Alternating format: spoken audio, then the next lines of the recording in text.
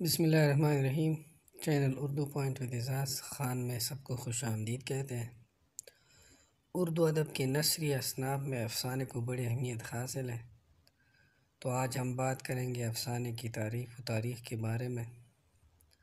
تو چلیے آج کی ویڈیو سٹارٹ کرتے ہیں۔ افسانے کی تعریف و تاریخ۔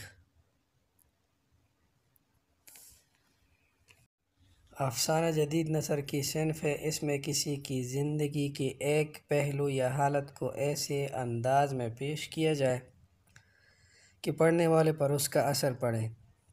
افسانہ ایک جدید صنف ہے جو جدید تقاضوں اور ضرورتوں کی وجہ سے وجود میں آئی۔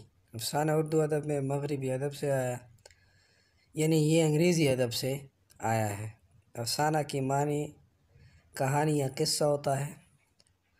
مختصر افسانے کے مشہور ہونے سے پہلے سے قبل اردو ناول کا چلن تھا۔ لوگ اردو ناول دیکھتے تھے اور لکھتے تھے۔ افسانے کے مختلف تعریفیں۔ ایڈگر ایلن پو یا ایڈگر ایلن پو نے مختصر افسانے کی تعریف ان الفاظ میں کی ہے: افسانہ ایک نثری قصہ ہے جس کو ایک نشست میں پڑھا جا سکے اور یہ متاثر کن انداز میں لکھا گیا ہو اور غیر متعلق باتوں کو نکال دیا گیا ہو اور جامعیت اور وحدت تاثر باقی رہے۔ انہوں نے ایک نشست کی مدت 30 منٹ سے 2 گھنٹے تک بتائی ہے۔ افسانہ ایک ایسا قصہ ہوتا ہے جس میں کسی ایک شخص کی حالت کیفیت، جذبہ یا نفسیاتی کیفیت کو متاثر کن انداز میں بیان کیا جاتا ہے۔ افسانہ ایک تخلیقی بیانیہ صنف ہے۔ افسانہ ایک تخلیقی بیانیہ صنف ہے جبکہ داستان ایک بیانیہ صنف ہے۔ افسانے میں کسی ایک کردار یا کرداروں کے مجموعوں کی ذہنی کشمکش کو دکھایا جاتا ہے۔ افسانے میں واقعات، کردار، مکالمے بہترین انداز میں بیان کیے جاتے ہیں۔ ناول زندگی کا کل ہوتا ہے جبکہ افسانہ زندگی کا حصہ ہوتا ہے، زندگی کا جز ہوتا ہے۔ افسانے کی خصوصیات: ایجاز و اختصار، جامعیت، فنی خوبیاں، جدت، وحدت تاثر ہونا چاہیے۔ وحدتی تاثر سے مراد خیالات میں بکھراؤ نہیں ہونا چاہیے۔ وحدتی تاثر سے مراد پڑھنے والے پر افسانے کا ایک اثر ہونا چاہیے۔ افسانہ ایک ایسی کہانی ہوتی ہے جس میں کسی ایک واقعہ، ایک لمحہ، ایک کردار یا کسی ایک نفسیاتی کیفیت کو کہا جاتا ہے۔ داستان، ناول اور مختصر افسانہ، ان تینوں میں بنیادی فرق ہے۔ داستان یہ خیالی، من گھڑت اور فرضی کہانیاں ہوتی ہیں لیکن اپنے دور کی تہذیب و تمدن کو پیش کرتی ہے۔ ناول یہ حقیقی کہانیاں ہوتی ہے اور انسانی زندگی سے جڑے تمام مسائل اور ان کا حل پیش کرتی ہے، جبکہ مختصر افسانہ یہ محض ایک کہانی ہوتی ہے جس میں زندگی سے جڑے ہوئے کسی ایک واقعہ یا ایک لمحہ یا ایک پہلو یا ایک حصے کو متاثر کن انداز میں پیش کیا جاتا ہے تو اسے مختصر افسانہ کہا جاتا ہے۔ افسانے کی اجزائے ترکیبی، اس میں سب سے پہلے نمبر پہ آتا ہے پلاٹ۔ مختصر افسانے کی اجزائے ترکیبی میں پلاٹ سب سے زیادہ اہمیت رکھتا ہے۔ مختصر افسانے میں جو کچھ پیش کیا جاتا ہے اس میں ترتیب کا خاص خیال رکھنا چاہیے، اسی سے افسانہ آگے بڑھتا ہے اور اسی کا نام پلاٹ ہے۔ واقعات میں پہلے سے ترتیب قائم کر لی جائے تو افسانہ نگار ادھر ادھر بھٹکنے سے بچا رہتا ہے۔ مرکزی خیال، ذہن ان کا مرکزی خیال پر جمی رہتی ہے۔ غیر ضروری تفصیلات افسانے کے ارتقاء میں رکاوٹ نہیں ہے۔ کردار، افسانے میں پیش آنے والے حالات و واقعات کی معنویت ان افراد سے قائم ہو جاتی ہے جو کہانی میں کرداروں کی روپ میں سامنے آتے ہیں۔ ان افراد کی حرکات و سکنات، خیالات و نظریات کی مدد سے افسانہ نگار کی بیانیہ سے ابھر کر سامنے آتے ہیں۔ جو کردار افسانے میں ابھرتے ہیں وہ ہماری روزمرہ زندگی میں پیش آنے والے افراد سے مشابہت رکھتے ہیں۔ افسانے میں کردار پلاٹ سے کم اہم نہیں۔ افسانے میں جو واقعات پیش آتے ہیں، ہر فنکار کوئی خاص نقطہ نظر رکھتا ہے اور اس نقطہ نظر کی پیشکش کے لیے فنکار اپنی تخلیق کو جنم دیتا ہے۔ مثلاً پچھڑے ہوئے طبقے کی خراب حالت نے پریم چند کو رنج پہنچایا، یا ان کی خستہ حالی سے ملک کو روشناس کرانے کے لیے انہوں نے ایک ناقابل فراموش اور لازوال افسانہ کفن پیش کر دیا تھا۔ ماحول اور فضا۔ افسانے میں پلاٹ اور کردار کے حسب حال فضا ہموار کی جائے جس میں قاری محو ہو جائے، اسے کہانی کا منظر سامنے آئے، وہ خود اس ماحول کو محسوس کرے۔ بدلتے ہوئے ماحول کی پیشکش اس طرح افسانے میں پیش کی جائے کہ انسانی جذبات، خوشی و غم کے احساسات اور حرکات سے متاثر ہوئے بغیر نہ رہ سکے، اور ایک مخصوص فضا ماحول میں افسانے کی تکمیل ہو۔ اسلوب بیان۔ کہانی کا اسلوب کہانی کی مقبولیت یا عدم مقبولیت کا بڑے حد تک ذمہ دار ہے۔ افسانے کا کینوس بہت چھوٹا ہوتا ہے، اس لیے یہ ضروری ہوتا ہے کہ کم سے کم لفظوں میں زیادہ سے زیادہ الفاظ کہہ دی جائے، زیادہ سے زیادہ بات کہہ دی جائے۔ یہ اسی وقت ممکن ہے جب کہانی کا ایک ایک لفظ آگے بڑھانے میں مددگار ہو۔ تو یہ کہا جا سکتا ہے کہ کہانی کا فن غزل کے فن سے ملتا جلتا ہے۔ آغاز و اختتام۔ کہانی کا آغاز ایسا ہونا چاہیے کہ پڑھنے والا فوراً متوجہ ہو جائے اور اس کے دل میں یہ خواہش پیدا ہو جائے کہ آگے کیا ہونے والا ہے۔ یہ خواہش آخر تک باقی رہے، یعنی کہانی میں کے آغاز سے اختتام تک اس میں تجسس ہونے چاہیے، تاکہ قاری پڑھنے والے کے دل میں یہ بات ضرور آئے کہ آگے ابھی کیا ہونے والا ہے۔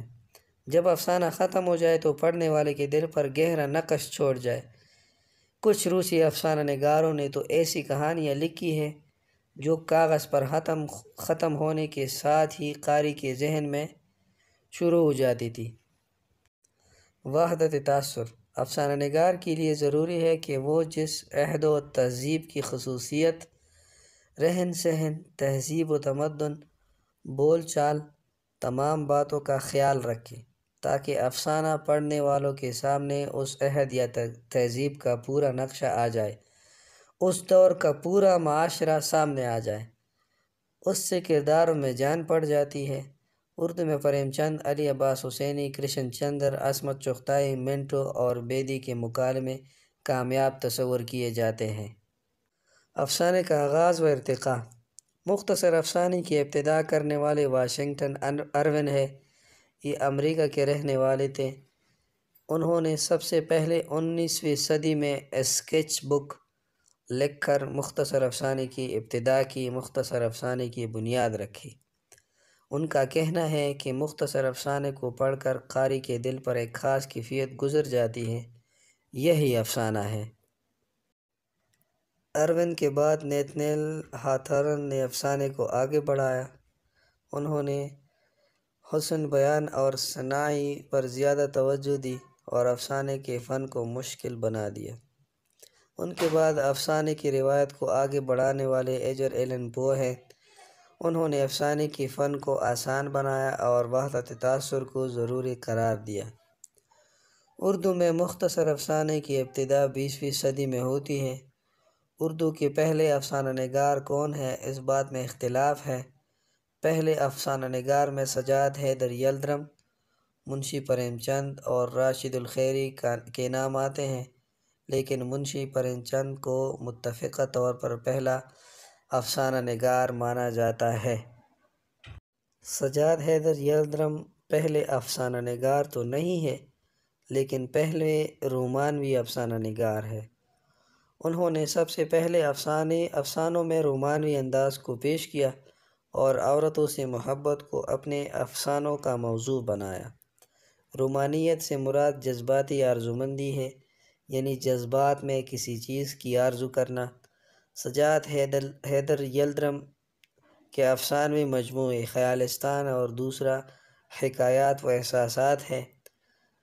سجاد حیدر یلدرم کے اہم افسانے مندرجہ ذیل ہے، جہاں پھول کھلتے ہیں، ایک مغنیہ کی التجا، قلوہ پتھرا، ویرانے صنم خانے میں چاہتا ہوں قاہرہ کو دیکھ، آئینہ کے سامنے اور چڑیا کی کہانی وغیرہ مشہور ہے۔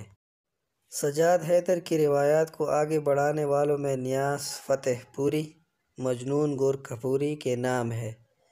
منشی پریم چند کو پہلا باقاعدہ افسانہ نگار مانا جاتا ہے۔ انہوں نے ابتدا میں اصلاح پسندی پر زور دیا۔ یہ ادب میں منسوبیت اور افادیت کے قائل تھے۔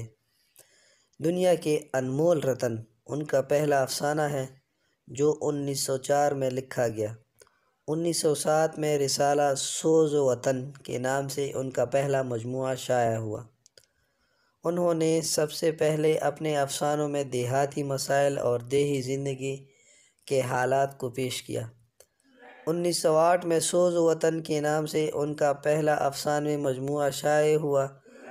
باغیانہ جذبات و خیالات کے الزام میں اس رسالے کو نظر آتش کر دیا گیا تھا، یعنی اس رسالے کو جلایا گیا تھا، کیونکہ اس نے باغیانہ جذبات و خیالات کا اظہار اس رسالے میں کیا تھا۔ یعنی اس سے یہ پتہ چلتا تھا کہ یہ باغی ہے، تو اس لیے اس رسالے کو نظر آتش کر دیا گیا تھا۔ پریم چند کو سخت ہدایات دی گئی کہ بغیر کلکٹر کے دکھائے آپ کچھ بھی نہیں لکھے۔ 1910 تک نواب رائے نگم کے کہنے پر منشی پریم چند کے نام سے لکھنا شروع کیا۔ پریم چند کے اہم افسانے یہ ہیں: سوتیلی ماں، گلی ڈنڈا، سوا سیر گیہوں، نمک کا داروغہ، زیورات کا ڈبہ، خون سفید، ستیہ گرہ، بڑے گھر کی بیٹی، نوک جھوک، پوس کی رات، کفن، نجات، عیدگاہ، بوڑھی کاکی، طلوع محبت، دو بیل اور روشنی اہم ترین افسانے ہیں۔ پریم چند کے افسانوی مجموعے: سوز وطن، پریم 25 اول، پریم 25 دوم، پریم 32 اول اور پریم 32 دوم، خاک پروانہ، خواب و خیال، فردوس خیال، پریم 40، نجات، آخری تحفہ، ذات راہ، دودھ کی قیمت، واردات۔ پریم چند کی روایت کو آگے بڑھانے والوں میں اعظم کریوی، سدرشن اور علی عباس حسینی اہم ہیں۔ علی عباس حسینی نے بھی دیہاتی مسائل پر لکھا۔ ان کے اہم افسانے باسی پھول، ICS، میرا گاؤں اور رفیق تنہائی اہم ہیں۔ اس دور میں رومانوی تحریک وجود میں آئی۔ اس کو ادب لطیف بھی کہا جاتا ہے۔ یہ سر سید کی تحریک کے خلاف رد عمل تھا، یا یہ کہ ایک ذہنی بغاوت تھی۔ انہوں نے سر سید کی اصلاح پسندی اور حقیقت نگاری کے خلاف لکھا تھا۔ اس تحریک کے تمام ادبی اصناف کو متاثر کیا، گویا نظم ہو یا نثر۔ رومانوی نظم نگاروں میں ساغر نظامی، اختر انصاری اور اختر شیرانی اہم ہیں۔ رومانوی افسانہ نگاروں میں نیاز فتح پوری، اپیندر ناتھ اشک، علی اختر اور کرشن چندر اہم ہیں۔ یہ سبھی بعد میں ترقی پسند تحریک سے جڑ گئے۔ نیاز فتح پوری کے افسانوں میں خاموشی اور سکوت کے بجائے اضطراب کی کیفیت پائی جاتی ہے۔ رومانوی نظم نگاروں میں ساغر نظامی، اختر انصاری اور اختر شیرانی اہم ہیں، جبکہ رومانوی افسانہ نگاروں میں نیاز فتح پوری، اپیندر ناتھ اشک، علی اختر اور کرشن چندر اہم ہیں۔ یہ سبھی بعد میں ترقی پسند تحریک سے جڑ گئے۔ نیاز فتح پوری کے افسانوں میں خاموشی اور سکوت کے بجائے ہیجان اور اضطراب کی کیفیت پائی جاتی ہے۔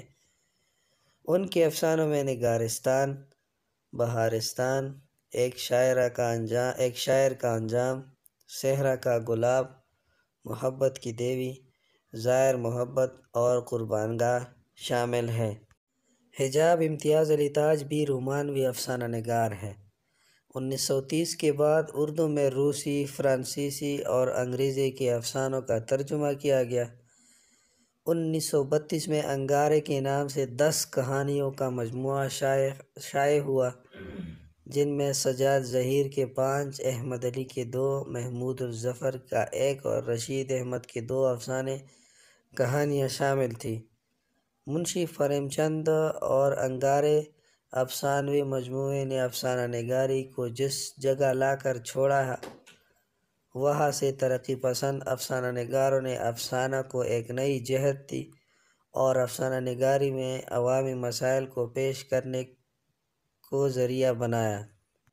کرشن چندر، حیات اللہ انصاری، سعادت حسن منٹو، راجندر سنگھ بیدی، بلونت سنگھ، عصمت چغتائی، خواجہ احمد عباس، اختر انصاری کا نام اہم ہے۔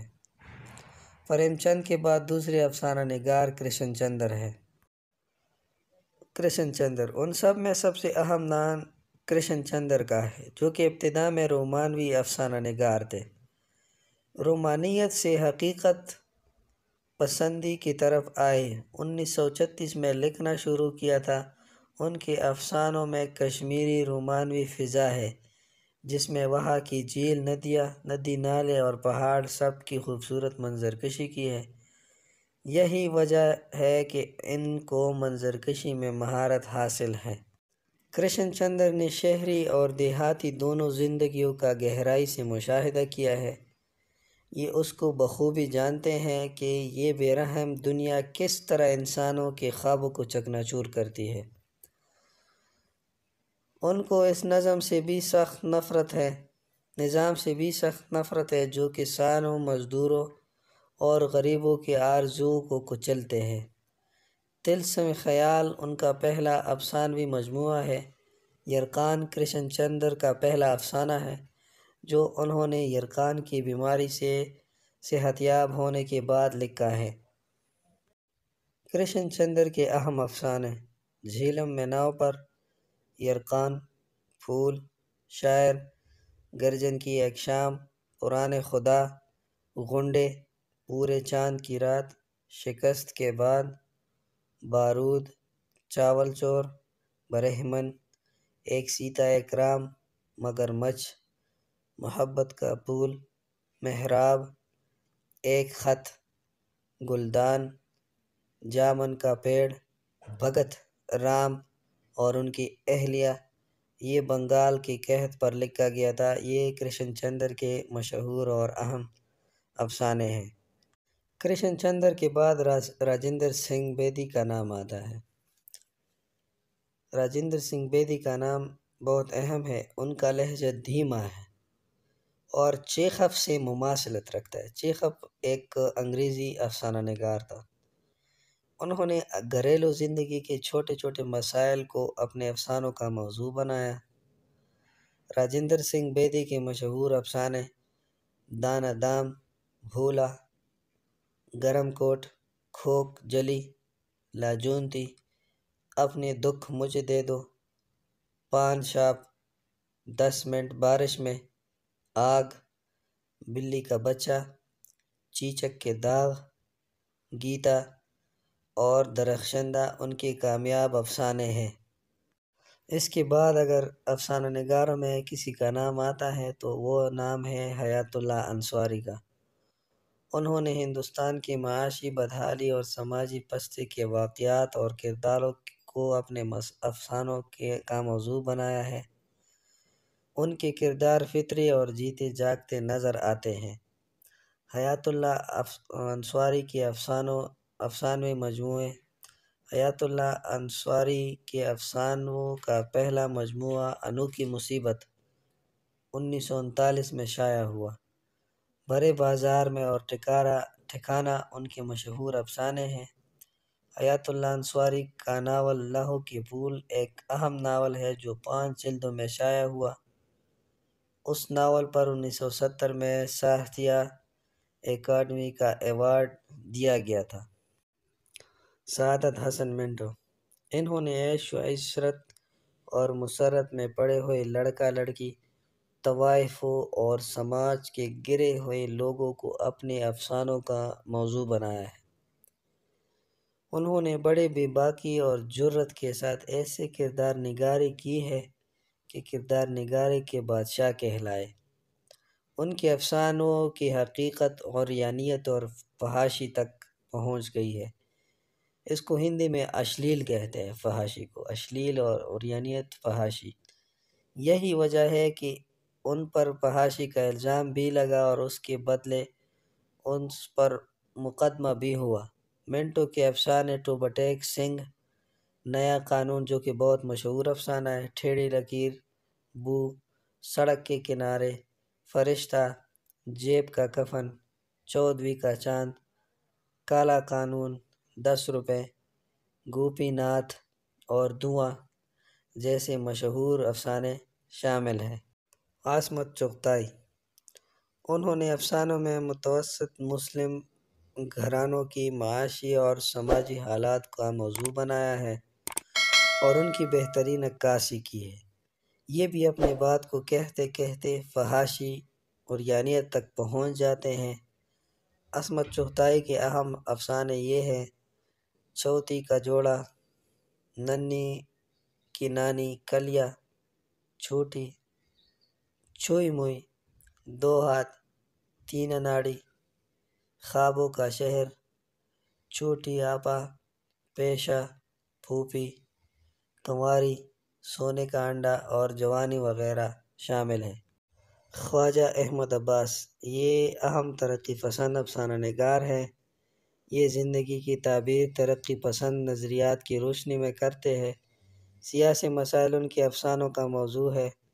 آزادی کے بعد جن افسانہ نگاروں نے افسانے کی طرف توجہ دی اور افسانوں میں ان دور کے حالات کو پیش کیا، ان میں قرۃ العین حیدر، ہاجرہ مسرور، خدیجہ مسرور، سعادت حسن منٹو اور شوکت صدیقی کے نام اہم۔ خواجہ احمد عباس کے افسانے مجموعے: ایک لڑکی، پاؤں میں پھول، زعفران کے پھول، میں کون ہوں، کہتے ہیں جس کو عشق، دیا جلے ساری رات، پیرس کی ایک شام، 20ویں صدی کی لیلا مجنوں، نئی دھرتی اور نئے انسان۔ 1960 کے بعد افسانے کا انداز بدل گیا اور اردو ادب میں علامتی افسانہ نگاری کا آغاز ہوا، یعنی ایسی کہانی جو علامتوں کے ذریعے تیار کی گئی ہو۔ علامتی افسانے میں قصہ، کردار اور پس منظر سب کچھ علامتی ہوتے ہیں۔ علامتی انداز کا چلن 1990 تک پورے زور و شور سے رہا۔ علامتی افسانہ نگاروں میں اہم نام انتظار حسین، سریندر پرکاش، بلراج، انور سجاد اور نیر مسعود کے نام اہم ہے۔ تو یہ تھا افسانے کا مختصر تعریف و تاریخ۔ امید کرتا ہوں کہ ویڈیو آپ کو پسند آئی ہو۔ کوئی مسئلہ، کوئی پریشانی ہو، کوئی کسی بات کی سمجھ نہ آئی ہو تو کمنٹس باکس میں آ جائیے گا۔ انشاءاللہ نئے ویڈیو اور ایک نئے کنٹینٹ کے ساتھ دوبارہ حاضر ہوں گے۔ تب تک کے لیے خدا حافظ۔